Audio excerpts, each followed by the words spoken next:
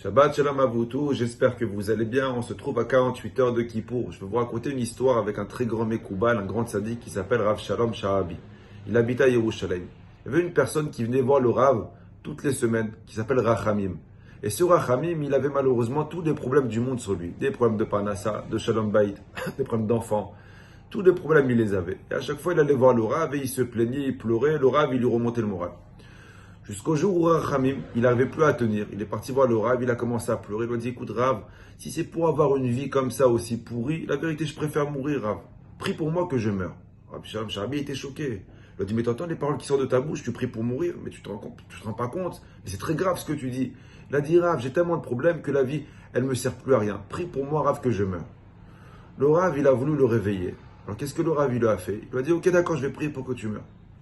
Allonge-toi sur mon lit, fais Shema Israël. Et le juif, il s'allonge sur le lit, il fait Shema Israël. Et le Rav, qui est un très grand tzaddik, un grand Mekoubal, comme je vous ai dit, il met la main sur le visage de Rachamim, et Rachamim, il s'endort. Et à ce moment-là, Rachamim, il rêve. Il rêve qu'il est décédé. Il rêve qu'il est décédé et qu'il monte au ciel. Il arrive au ciel, il y a un malach, un ange qui vient à sa rencontre, et qui lui dit, bonjour, votre nom, vous êtes? Il lui dit, voilà, j'appelle Rachamim, j'habite à Yerushalayim, telle et telle adresse. Le malach lui dit, bienvenue au ciel, voilà, vous êtes décédé. Vous allez maintenant être jugé. Allez-y tout droit dans la salle de jugement. Rachamim, il avance, et sur la route, Rav Shalom Sha'abi raconte que Rachamim, il voit un camion qui passe. Alors Rachamim, il fait du stop. Il arrête le chauffeur, il dit, écoute, je ne sais pas où tu vas, mais moi je vais dans la salle là-bas, est-ce que tu peux me déposer? Ça fait longtemps que je marche. Le malach, il lui dit, écoute, tu penses qu'on est au ciel, on fait du train, puis il n'y a pas de place ici. Il lui dit, mais tu transportes quoi? Il lui dit, ici, écoute, il y a quelqu'un qui est décédé, qui s'appelle Rachamim, et je transporte ça à Véroth. Bon. Il dit, tu connais ce Rachamim? L'autre mesquin, il a eu peur, il dit, non, il a eu peur qu'il écrase. Il dit, non, je ne connais pas de Rachamim. Il y a un deuxième camion qui passe, il lui dit, toi, t'es qui? Il lui dit, moi, je transporte les Avéroth de Rachamim. Un troisième qui passe, moi, je transporte l'Avéroth de Rachamim. Et il voit comme des dizaines et des dizaines de camions qui transportent ça à Véroth. Maintenant, Rachamim, il dit, ouh là là, qu'est-ce que j'ai fait? Où je vais maintenant? Il arrive devant le trône céleste. Et là, quelqu'un, il lui dit, bonjour Rachamim, ça fait des années qu'on t'attend. Bon, non, on voulait que tu viennes encore 20 ans, mais tu as voulu venir avant le Zman. Alors, Tfaddal, on va commencer à juger tes mitzvot et tes Avéroth. On prend une grande balance et on dit que toutes les Avéroth de Rachamim, ils se présentent. Et tu vois des malachim qui arrivent un après l'autre. Un, il dit, bonjour, je m'appelle le malach de Rachamim qui n'a pas respecté Shabbat. Rentre dans la balance. Il y en a un autre qui arrive, dit, bonjour, je m'appelle le malach de Rachamim qui a mal mis cette filine. Rentre dans la balance. Et il voit des malachim qui viennent en groupe. Des malachim un plus fort que l'autre. Et que la balance d'Avéroth, elle était plus grosse, plus forte que la balance des mitzvot. Au bout de 5, 6 heures, 10 heures, Rachamim, il dit, mais qu'est-ce qui se passe? Il demande au ciel, mais il n'y a pas les mitzvot, il dit, attends, ils arrivent. Au bout de 10 minutes, on voit une petite smart qui arrive. Une deuxième smart qui arrive. Il dit, c'est quoi? Il dit, mon fils, ça c'était mitzvot. Il y a un petit maigrichon, un petit malach maigrichon qui sort de la voiture. Il dit, moi je m'appelle Rachamim, je suis le mitzvah des tefilin. Il dit, mais pourquoi il est tout maigre? Il dit, parce que tu les as mis sans kavana, tes tefilin.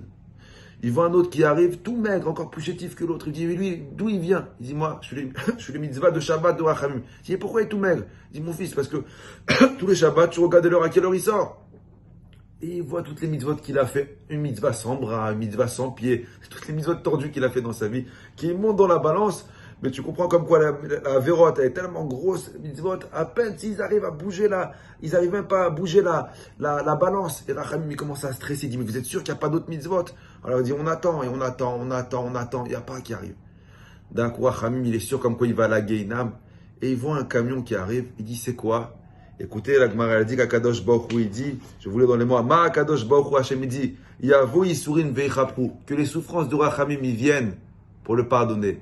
Et il voit toutes les souffrances qu'il a eues dans la vie, des problèmes de Parnassa, de Shalom Bayit, avec les enfants, qui montent dans la balance des mitzvot. Et il voit comme quoi ça monte. Il a eu des problèmes dans sa vie, je vous ai dit. Et la balance, elle commence un petit peu à bouger. Et là, il dit, attendez une seconde, il y en a encore d'autres qui arrivent. Il voit toutes les fois qu'il a eu mal à la tête, toutes les fois qu'il s'est battu avec sa femme et qu'il n'a rien dit, toutes les fois qu'il a eu des problèmes de Parnassa. Et toutes les souffrances, ils montent dans la balance des mitzvot. Et là, Rachamim commence à crier. Et là, allez, encore plus de souffrance. Et la balance, elle arrive avec Zéko, entre la Véroth et les mitzvot et les souffrances. Et là, Rachamim me dit à Kadosh Baruch Hu, attends, mais c'est pas possible, trouvez-moi d'autres souffrances. Trouvez-moi d'autres souffrances, que la balance, que je rentre à Gan Eden, que la balance des midotes, elle soit plus forte. Et là, il se réveille. Il se lève les yeux, il dit au Rav, Rav, je veux encore plus de souffrance. Le Rav dit, non, mon fils, je voulais te faire comprendre qu'une personne qui fait une mitzvah, ça va dans la balance des mitzvot.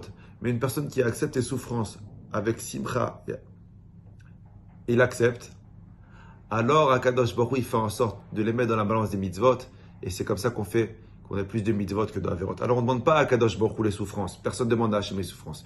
Mais s'il y en a, malheureusement, c'est pas nous qui décidons, souris, accepte, et ça fera en sorte qu'à 120 ans, quand tu vas monter au Sel ou au Yom Kippour, dans la balance des mitzvot, les souffrances viendront s'ajouter, et on sera inscrit, Shana Tova Tzikatevu Vetzichatemu Lechaim Tevu Shabbat Shalom à vous et toute votre famille.